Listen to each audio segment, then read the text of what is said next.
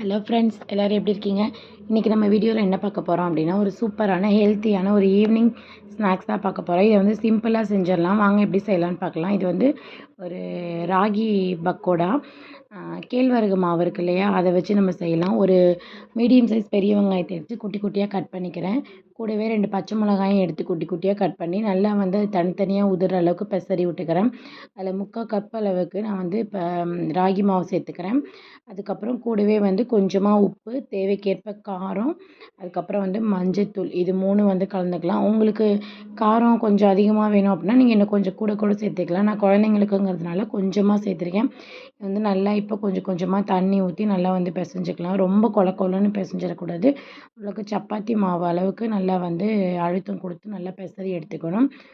நல்லா பெசரி எடுத்ததுக்கப்புறமா நான் வந்து இப்போ ஒரு வாணலியில் எண்ணெய் ஊற்றி வந்து சூடு பண்ணுறதுக்காக வச்சுருக்கேன். நல்லா வந்து எண்ணெய் காஞ்சதுக்கப்புறமா சின்ன சின்னதாக வந்து இப்போ நான் அதில் கிள்ளி கிள்ளி போட்டுக்கிறேன்.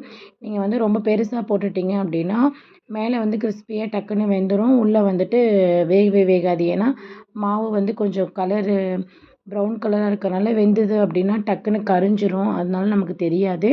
எண்ணெய் நல்லா காஞ்சதுக்கப்புறமா நீங்கள் போட்டதும் அடுப்பை வந்து ஒரு மீடியம் ஃப்ளேமுக்கு மாற்றிருங்க. மீடியம் ஃப்ளேம் மாற்றினதுக்கப்புறமா நீங்கள் கொஞ்சம் கொஞ்சமாக எடுத்து போட்டிங்க அப்படின்னா நல்லா வந்து உள்ளெல்லாம் வெந்து நல்லா கிறிஸ்பியாக மொறு மொறுன்னு சூப்பராக வரும்.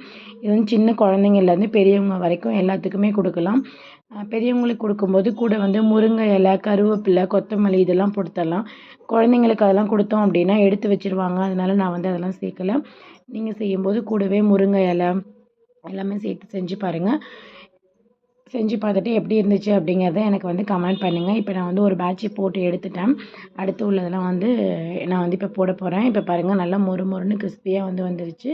கலரும் வந்துட்டு ரொம்ப சேஞ்ச் ஆகலை. அந்த நான் போட்ட இதுலேயே வந்து எடுத்திருக்கேன். ரொம்ப நேரம் விட்டுட்டோம் அப்படி ரொம்ப ஹை ஃப்ளேமில் விட்டுட்டோம் அப்படின்னா அது வந்து கருகிடும். அவ்வளோதான். இப்போ ஒரு பேட்ச் எடுத்துட்டேன். நெக்ஸ்ட் பேட்ச் வந்து போட போகிறேன். சூப்பரான ஈவினிங் ஸ்நாக்ஸ் வந்து இப்போ ரெடி ஆகிடுச்சு. இது வந்து ஸ்கூலுக்கு ஸ்நாக்ஸாக கூட நீங்கள் கொடுத்து விடலாம். தேங்க்யூ, பாய். இந்த வீடியோ பிடிச்சிருந்துச்சு அப்படின்னா லைக் பண்ணுங்கள், ஷேர் பண்ணுங்கள், கமெண்ட் பண்ணுங்கள். மறந்துடாமல் சப்ஸ்கிரைப் பண்ணிக்கோங்க.